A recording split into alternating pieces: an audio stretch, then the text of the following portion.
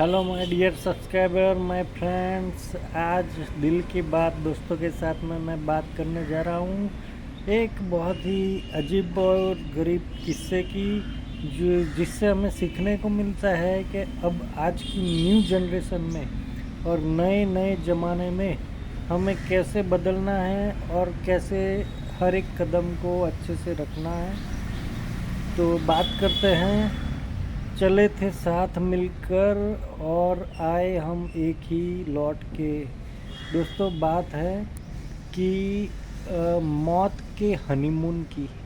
हाँ दोस्तों, सही सुन रहे हो, मौत का हनीमून। क्या किसी ने सोचा था कि हम अपनी बहू के साथ हनीमून मनाने जा रहे हैं और वहाँ हमारा हो जाएगा मर्डर, और मर्डर करने वाला कोई नहीं, हमारी खुद की बहू होती है। दोस्तों ये बात है राजा रघुवंशी की। राजा रघुवंशी एक बहुत ही अच्छा लड़का था, जिसने अपने फैमिली माता पिता के कहने से सोनम नाम की लड़की के साथ शादी की। इंदौर में ये घटना हुई है।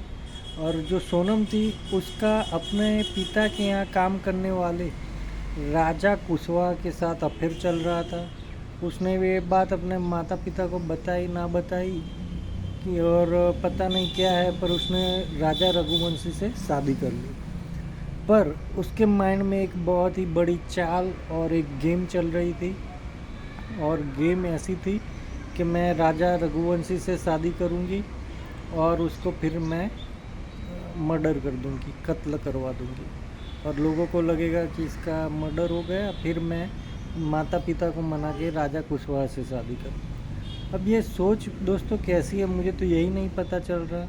क्या उसको एक सेकंड भी पता नहीं लगा होगा कि मेरी ये सब चाल पुलिस जो है एक सेकंड में पकड़ लेगी? तो दोस्तों बात ऐसी है। अब आप सोचो कि सोनम के जीवन में दोनों ही राजा किंग आए। एक का नाम राजा रघुवंशी जो उसका पति हुआ, और दूसरे का नाम राजा कुशवाहा जो उसका बॉयफ्रेंड हुआ। अब शादी हो गई धामधूम से।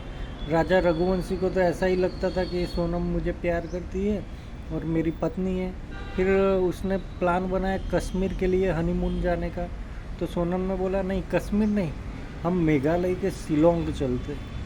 दोस्तों कितनी उसने गहरी साजिश की। उसको राजा रघुवंशी को ले गई शिलोंग, कश्मीर की जगह, और शिलोंग की बड़ी बड़ी पहाड़ियों में, जहाँ पे कोई ऐसा टूरिस्ट प्लेस नहीं था, वहाँ ले जाके उसने राजा कुशवाहा को पहले से ही वहीं पे बुलाया था, जो अपने साथ और 3 लोगों को लेके आया था। और फिर बेचारे राजा रघुवंशी का गला काट करके, चाकू बाकू मार करके पूरा ख़त्म करके उसको फेंक दिया। तो दोस्तों यहाँ पे मैं थोड़ा अपनी नई जनरेशन को बोलना भी चाहूँगा कि प्यार करना कोई बुरी बात नहीं है। अगर आप अपने माता पिता से नहीं बोल सकते तो अपने कोई रिलेटिव या फ्रेंड सर्कल में जो आगे बात रख सके उनको बात करके आप बात कर सकते हो।